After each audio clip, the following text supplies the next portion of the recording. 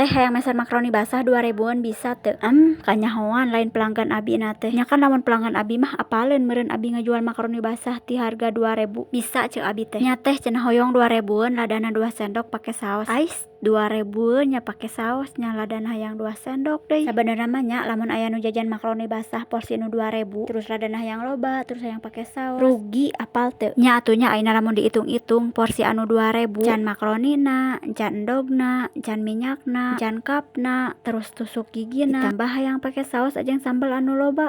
Pokona mah geus kaitung moal aya untungan we. Tapi di dia abi teu naon nya. Soalna dah henteu setiap anu beli porsi nu 2000 hayang pake saos ajeng sambel anu loba. Jujur abi mah paling resep lamun aya pelanggan jajanna teh makaroni basah. Soalna masakna teh tereh ning ti cara masak seblak. 2 menit 3 menit ieu langsung beres. Tah ieu pesanan makaroni basah porsi anu 2000 na geus beres. Tuh tinggal meuni merah merona kitu meuni ngaruy ngeditna oge. Cik naon coba eta sampean dikaluhurkeun meuni eueuh kasopanan. Ih tong bari molotot kitu atuh abi meuni sieun.